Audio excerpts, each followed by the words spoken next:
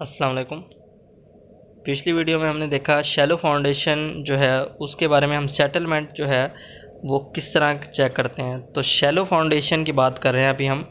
तो फाउंडेशन में भी मुख्तलिफ टाइप्स हैं, तो शैलो फाउंडेशन की हम टिपिकली बात करेंगे आज, और उसमें भी हम उसकी सेटलमेंट देखेंगे कि शैलो फाउंडेशन में अगर सेटलमेंट हमें काउंट करनी हो कि वो किस तरह होती है, वो कैलकुलेशन प्रॉपर किस तरह की जाती है फील्ड में, उसकी चेक कैसे की जाती है कि इस फाउंडेशन शैलो फाउंडेशन के लिए कितनी सेटलमेंट आने वाली है, तो वो कैसे चेक की जाती है। तो वो चेक करने के लिए फार्मूलाज होते हैं, और उसमें सेटलमेंट्स की भी दो इकसाम है, जो कि इमीडिएट सेटलमेंट और कंसोलिडेटेड सेटलमेंट के नाम से। ठीक है, इमीडिएट सेटलमेंट आज हम देख लेते हैं। तो ये हमने पिछली वीडियो में देख लिया कि इसका कंसेप्ट देख लिया कि ये सेटलमेंट क्या होती हैं, प्राइमरी कब होती है, सेकेंडरी कब होती है, इमीडिएट सेटलमेंट क्या होती है और ये कब होती हैं, और इनका क्या कंसेप्ट है सारा हमने देख लिया था। इंशाल्लाह आज हम न्यूमेरिकल सोल्व कर लेंगे इसके और प्रॉपर कैलकुलेशन देखेंगे। ठीक हो गया। अब फील्ड में अगर हमें एक फिटिंग डिज़ाइन करनी है, फ़र्ज़ करें वो हमें दे देगा फाउंडेशन B/L। अब रेक्टेंगुलर, अब ये देख सकते हैं आप, इमीडिएट सेटलमेंट में दो किस्म की फुटिंग के बारे में यहाँ बात करेगा वो। एक सर्कुलर फुटिंग हो सकती है आपकी, और एक रेक्टेंगुलर होती है। आपको याद पता होना चाहिए कि फील्ड में दोनों ही यूज़ हो सकती हैं। रेक्टेंगुलर भी वो दे सकता है आपको कि रेक्टेंगुलर फुटिंग है आपकी, तो उसके लिए चेक करके दें सेटलमेंट, या फिर सर्कुलर दे सकता है कि सर्कुलर है आप फुटिंग, तो उसके लिए आप कैलकुलेशन करके मुझे दें कि सेटलमेंट कितनी होने वाली है इस फुटिंग के लिए, तो वो सारा आ सकता है। तो इसमें फुटिंग फाउंडेशन B/L यानी कि रेक्टेंगुलर है, यानी कि विड्थ इनटू लेंथ है। ठीक है, इसका मैं आपको पूरा कंसेप्ट बता दूंगा। अब देख सकते हैं इसमें फुटिंग ये ज़मीन के नीचे आई हुई है, और ये फुटिंग का जहाँ तक लेवल है और इससे ग्राउंड लेवल तक का जो डेप्थ है वो DF के नाम से दे रहा है, यानी कि डेप्थ ऑफ फुटिंग।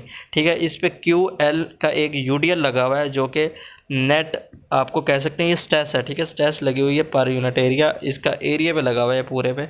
और इसमें आप देख सकते हैं वो यहाँ पे कर्व बनाई हुई है नीचे उसने फुटिंग के, फ्लेक्सिबल फाउंडेशन सेटलमेंट और रिजिड फाउंडेशन। अब इसमें आपको पता है एक रिजिड फाउंडेशन होती है और एक फ्लेक्सिबल फाउंडेशन होती है। ठीक है, रिजिड वो होती है जिसमें मटेरियल नीचे आपका सॉइल यानी कि वो रिजिड होता है, रिजिड फार्म होती है, तो उस पर रिजिड फाउंडेशन हम सेटलमेंट बनाते हैं। ठीक है, तो रिजिड फाउंडेशन जो होती है उसकी सेटलमेंट का किस तरह होती है, और फ्लेक्सिबल जो फाउंडेशन होती है उसकी सेटलमेंट कैसे होती है। तो फ्लेक्सिबल नाम से ही ज़ाहिर है कि फुटिंग जो है वो फ्लेक्सिबल है, और दूसरी फुटिंग जो है वो रिजिड है, बहुत ही हार्ड बनी हुई है। ठीक है, तो रिजिड के नाम से ज़ाहिर। अब इसमें रिजिड फुटिंग की सेटलमेंट जब होगी, इसी जो फुटिंग दिखाई हुई है इसी की शेप में, तो वो जब डाउनवर्ड आएगी यानी सेटलमेंट जब बैठेगी वो फुटिंग, तो वो सॉइल में इस तरह की शेप बनाएगी जिस तरह यहाँ पे नीचे कर्व बनाई हुई है रिजिड फाउंडेशन के लिए। अगर आपकी फ्लेक्सिबल फाउंडेशन है और यही लोड लग रहा है, यही सारी कंडीशन है, लेकिन फुटिंग क्या है आपकी फ्लेक्सिबल है, तब आपकी जो कर्व बनेगी यानी कि आपकी जो सेटलमेंट होगी वो इस शेप में होगी जो ये कर्व बनी हुई है। ठीक है, और इसमें यहाँ पे आपके पॉइजन रेशो दी हुई है, उसको U से ज़ाहिर कर रहा है, आप देख सकते हैं। ठीक है, और यहाँ पे E जो है वो यंग मॉडुलस होता है सॉइल का। ये सॉइल की ही प्रॉपर्टीज़ होती हैं, ये आपको गिवन रहेंगी क्वेश्चन में। ठीक है, इसको आपको फाइंड करने की ज़रूरत नहीं है। और ये जो है डिज़ाइनर आपको देगा इसकी कैलकुलेशन, DF भी देगा, डिज़ाइन ऑफ फुटिंग भी देगा, और ये H भी देगा, हाइट। ये H हाइट क्या है, ये आपको पता है सॉइल, ज़मीन पे जो है वो सॉइल है। ठीक है, सॉइल के नीचे काफ़ी नीचे जाके आपको एक रोक मिलती है, यानी कि आपको सख्त ज़मीन आ जाती है, वो रोक लेवल है। ठीक है, रोक वहाँ से स्टार्ट होती हैं, तो उस लेवल से लेके आपकी जो अपर ग्राउंड लेवल है वहाँ तक, सॉरी फुटिंग का जो लेवल है वहाँ तक की जो हाइट है वो H के नाम से दे रहा है उसको। ठीक है, H कह रहा है उसको।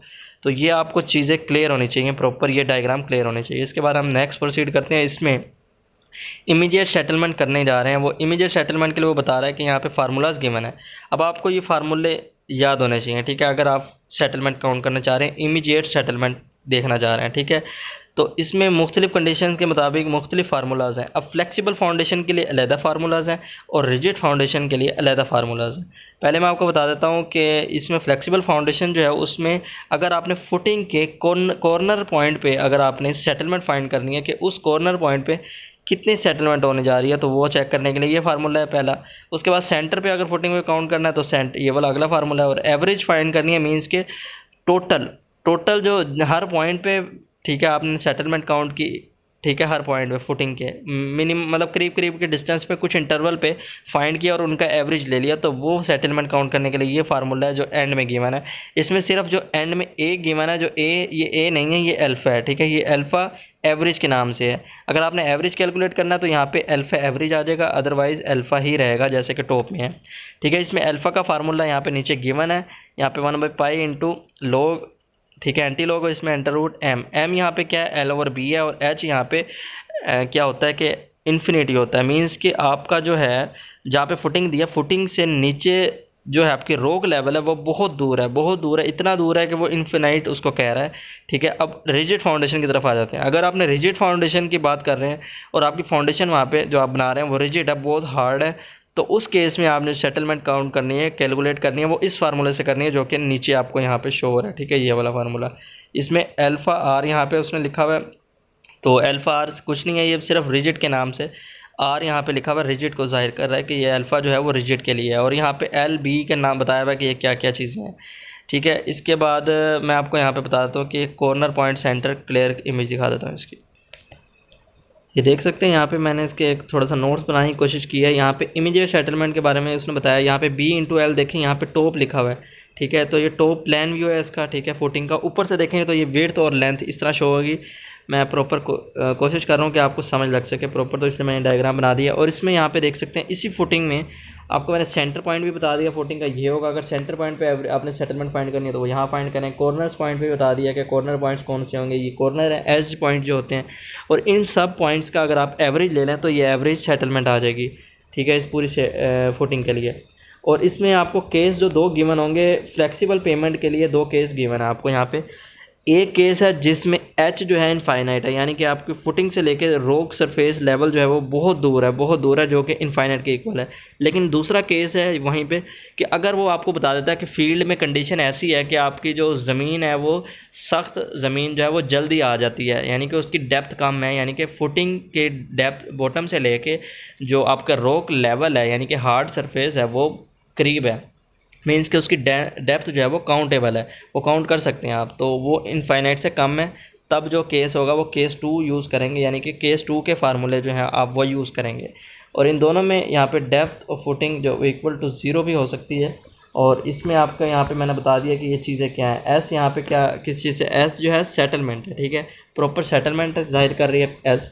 बी विड्थ है, एल लेंथ है, लेंथ ऑफ फुटिंग, और ये modulus of elasticity of soil है, ई एस। और ये सारे मैंने यहाँ पे डिनोट कर दिया कि ये सिंबल क्या शो कर रहे हैं। यहाँ पे क्यू नोट नेट लोड है यानी कि स्ट्रेस है ये पर यूनिट एरिया, और यहाँ पे कोफिशिएंट जो है यहाँ पे मैंने आपको बताया पॉइजनस रेशियो जो है वो गिवन रहेगी, और अल्फ़ा जो है ये आप ग्राफ से लेंगे। जब आपके पास बी और एल गिवन होगा तब आप एल और बी के अकॉर्डिंग ग्राफ से वैल्यूज़ ले लेंगे इनकी, और F1 जो है वो ये भी ग्राफ से लेंगे और F2 भी ग्राफ से ही लेंगे जब आपके पास ये दो अकॉर्डिंग टू L/B और H/B, ठीक है, ये फाइंड करके आप ग्राफ से F1 और F2 फाइंड कर लेंगे इजीली।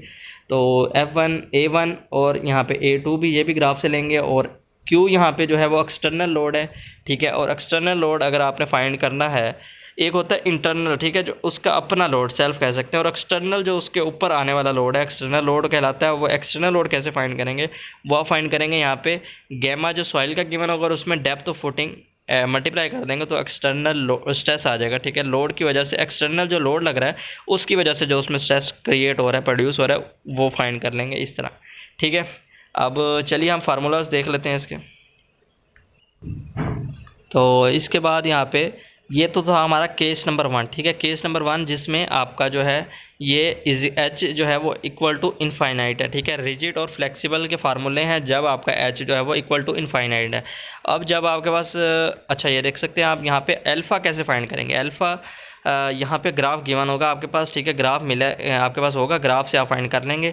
यहाँ पे एल और बी आपको हॉरिजेंटल पे गिवन है, एल और बी फाइंड करेंगे, और जोन से अल्फ़ा आपने फाइंड करना है उसकी कर्व को साथ मिलाते हुए वर्टिकली अपवर्ड जाएंगे और उस कर्व को मिलाएंगे, और देन हॉरिजेंटली लेफ़्ट साइड पे मूव करेंगे, जिससे आपको अल्फ़ा एवरेज और अल्फ़ा आर क्या है यहाँ पे रिजिड, ठीक है। अगर रिजिड फाउंडेशन के लिए आप करने जा रहे हैं तो आपका अल्फ़ा आर यूज़ होगा, और अगर आप नॉर्मली यानी कि फ्लेक्सिबल पेमेंट के लिए कर रहे हैं तो अल्फ़ा यूज़ करेंगे, और अगर एवरेज फाइंड करना चाह रहे हैं अल्फ़ा तो मिड वाली जो कर्व है वो यूज़ करेंगे आप। तो एल और बी पहले फाइंड कर लेंगे, उसके अकॉर्डिंग आपको वैल्यूज़ मिल जाएंगी यहाँ पे। और ये तो था रेक्टेंगुलर के लिए। अगर यहाँ पे साइड पे आप देख सकते हैं सर्कुलर फुटिंग है आपकी। सर्कुलर फुटिंग के लिए भी आपकी, अगर सर्कुलर फुटिंग फ्लेक्सिबल पेमेंट है, ठीक है, फ्लेक्सिबल फुटिंग है और सर्कुलर है, ठीक है, शेप उसकी सर्कुलर है, तो अल्फ़ा 1 के इक्वल ही हमेशा होगा। और अगर यही सर्कुलर है और वो फ्लेक्सिबल है, उसकी एवरेज जो है अल्फ़ा वो 0.85 ही होगा हमेशा। और अगर रिजिड फाउंडेशन है आपकी और वो सर्कुलर शेप है तो अल्फ़ा आर जो है वो 0.88 यूज़ होगा। ये सारा यहाँ पे लिखा हुआ है, ठीक है। तो ये वैल्यूज़ यहाँ से ले लेंगे। और ये दूसरा केस आ जाता है जिसमें आपके पास एच जो है वो इक्वल लेस देन इनफाइनाइट है, यानी कि आप उसको फाइंड कर सकते, उसकी वैल्यू लिख सकते हैं, काउंट कर सकते हैं। और यहाँ पे एक केस 2 आ जाता है। केस 2 में जिसमें डी एफ यानी कि डेप्थ ऑफ फुटिंग वो इक्वल टू 0 है और एच यहाँ पे वो कहता है कि यहाँ पे आप फाइंड कर सकते हैं उसकी वैल्यू। तो इलास्टिक सेटलमेंट आपने जो फाइंड करनी है वो किस तरह करेंगे? अगर आपकी फुटिंग रिजिड है तो उसके लिए पहला फार्मूला आप यूज़ करेंगे, ये वाला, ठीक है, यहाँ पे शो हो रहा है। और अगर आपके फ्लेक्सिबल पेमेंट है, फाउंडेशन है, तो फिर आप जो है उसके कॉर्नर पे अगर आपने सेटलमेंट फाइंड करनी है तो उसका फार्मूला सेकंड वाला यूज़ होगा। और इसमें आप देख सकते हैं सारी वैल्यूज़ आपको पता है, सारे पैरामीटर्स पता हैं, फाइंड कर सकते हैं आप। सिर्फ दो पैरामीटर्स हैं जो आपको नहीं समझ आएंगे, यानी कि F1 और F2 यहाँ के जो कि नए ऐड हुए हैं इसमें। तो वो आप नेक्स्ट स्लाइड से आप ये लिखा हुआ है यहाँ पे देख सकते हैं, वो ग्राफ से फाइंड करेंगे आप, ठीक है। F1 के लिए अलहदा ग्राफ है, F2 के लिए अलहदा ग्राफ है। और इसके लिए आपको कौन सी वैल्यूज़ का पता होना ज़रूरी है। जिस तरह आपने अल्फ़ा फाइंड किया था L/B से, ठीक है, L/B आपको पता होना चाहिए था। अब नेक्स्ट में आपको क्या पता होना चाहिए? इसके लिए आपको H/B पता होना चाहिए, ठीक है, और L/B भी पता होना चाहिए। तो देखते हैं, ये देख सकते हैं ग्राफ 1, ठीक है, यानी कि F1 फाइंड करने के लिए आपका ये ग्राफ यूज़ होगा। इसमें आपको L/B भी चाहिए और H/B भी चाहिए, ठीक है। उसका जो कंडीशन गिवन है उसमें आप H/B फाइंड कर लेंगे, H भी गिवन होगा और B विड्थ ऑफ फुटिंग भी गिवन होगी, यहाँ पे लेंथ भी गिवन होगी। तो देख सकते हैं यहाँ पे L/B के अकॉर्डिंग कर्व्स गिवन है और वर्टिकल में H/B रेशो गिवन है। H/B फाइंड करके वर्टिकल में पॉइंट लेंगे और L/B से कर्व चेक करेंगे कौन सी कर्व में हमारी जो है वो कर्व आ रही है, कौन से एरिया में आ रही है। तो वो कर्व चूज़ करते हुए पॉइंट मिलाएंगे वर्टिकल एक्सिस के साथ और देन हॉरिजॉन्टली मिलाएंगे, सॉरी, H/B के साथ, देन वर्टिकली अपवर्ड कर्व से मूव कर जाएंगे। तो ये पॉइंट आपको फाइंड करना इजी हो जाएगा। F1 आप फाइंड कर लेंगे जो कि हॉरिजॉन्टल में अप साइड पे गिवन है। इसी तरह F2 भी फाइंड कर लेंगे। F2 के लिए भी H/B भी चाहिए और L/B भी चाहिए। तो L/B आप फाइंड करेंगे और अपनी कर्व चूज़ कर लेंगे, जौन सी कर्व आपको सही बेटर लगती है। उसके बाद आप हॉरिजॉन्टली H/B की रेशो फाइंड करेंगे पॉइंट, और उसको, उस पॉइंट को जो वर्टिकल एक्सिस पे आएगा H/B पे, उस रेशो वाले पॉइंट को आप कर्व के साथ मिला देंगे जो आपके कर्व आई थी L/B से, ठीक है। तो फिर आप वर्टिकली अपवर्ड मूव करेंगे उस कर्व से, देन F2 की वैल्यू आपको मिल जाएगी। तो F2 F1 यूँ फाइंड कर लेंगे। तो इसके बाद एक प्रॉब्लम देख लेते हैं सिंपली। इस न्यूमेरिकल में वो देख सकते हैं कि वो यहाँ पे फुटिंग दी हुई है, यानी कि विड्थ B/L दिया हुआ है। 1 मीटर B है और L जो है वो 2 मीटर है इन प्लेन, ठीक है, प्लेन में शो हो रहा है। और Q नोट जो यानी कि उस पर सेल्फ वेट या कह सकते हैं आप स्ट्रेस लगी है वो 150 किलोन्यूटन पर मीटर स्क्वायर है, ठीक है। इसमें elastic modulus of elasticity of soil जो है वो गिवन है यहाँ पे, और यहाँ पे आपके पास पॉइजन रेशो भी गिवन है सॉइल की। अब इसमें अज्यूमिंग दी, वो कहता है फाउंडेशन आप बनाने जा रहे हैं, जो आप डिज़ाइन कर रहे हैं वो फ्लेक्सिबल है, ठीक है, और उसके मुताबिक आपने सेटलमेंट फाइंड करनी है एट द सेंटर पॉइंट, ठीक है। अब कंडीशन आपको 2 गिवन है, मींस कि इस एक क्वेश्चन के अंदर उसने 2 कंडीशन दे दी है, यानी कि उसके पार्ट्स में डिवाइड कर दिया है। पहली कंडीशन में वो कहता है कि जब आपका H इनफाइनाइट था, ठीक है, आपने दोनों फार्मूला यूज़ कर रहे हैं वो, तो एट द सेम टाइम इसमें आप देख सकते हैं जब आपका H इनफाइनाइट के इक्वल था तो आपका ये वाले फार्मूले यूज़ होंगे ऊपर वाले फ्लेक्सिबल के लिए, ठीक है। ऊपर वाले जो 3 थे वो फार्मूले यूज़ होंगे, तो ये फार्मूले यूज़ करेंगे। देन वो कह रहा है H = 5 मीटर है, तो H = 5 मीटर मीन्स के H की कोई ना कोई वैल्यू है, वो इनफाइनाइट नहीं है, तो वो ये वाले फार्मूले यूज़ होंगे। इसमें भी फ्लेक्सिबल पेमेंट के लिए नीचे वाला फार्मूला, सेकंड फार्मूला यूज़ होगा, और बाकी सारा प्रोसीजर वही रहेगा।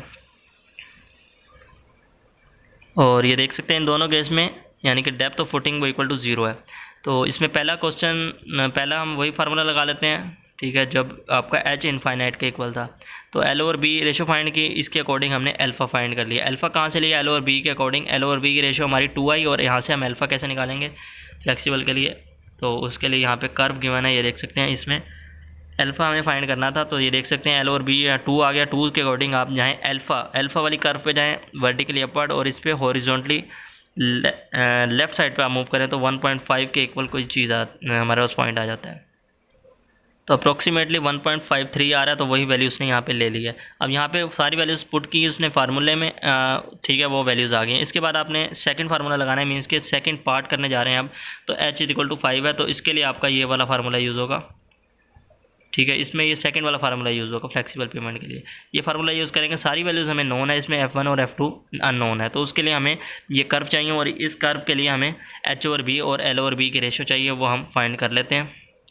यहाँ पे देख सकते हैं h/b l/b उसने फाइंड कर लिया है, ठीक है। और यहाँ से इसके अकॉर्डिंग उसने f1 जो है 0.6 लिया और f2 की वैल्यू 0.03 ले ली है, ठीक है। ये आप यहाँ से कर्व के मुताबिक कर लेंगे, ठीक है। ये आपको आता होगा, अगर ये नहीं समझ आ रही तो आप मेरे से पूछ सकते हैं कमेंट में, तो मैं आपको नेक्स्ट वीडियो में इंशाल्लाह बता दूंगा इसके बारे में। तो ये अगर आपको समझ नहीं लगी, वरना ईजी है, कर्व मिलानी है आपस में, पॉइंट मिला के एक अननोन है वो फाइंड कर लेंगे आप, और ये सारी वैल्यूज़ जो आपको पता लग जाएंगे तो आप उस फार्मूले में पुट करेंगे। तो ये पुट करने के बाद आपका यहाँ पे इस तरह का फार्मूला बन जाता है कुछ, और इसमें आपके पास modulus of velocity of soil put करें, यहाँ पे सिंपली आपके पास एट द कॉर्नर पॉइंट जो है उसकी वैल्यूज़ आ जाएंगी, ठीक है, निकल के। तो ये इस तरह फाइंड करते होते हैं। तो इसकी जो सेटलमेंट है वो देख सकते हैं 16.3 मिलीमीटर आ रही है जब आपका h इनफाइनाइट नहीं था, और जब आपका h इनफाइनाइट था तो 20 मिलीमीटर आ रही है इसकी सेटलमेंट।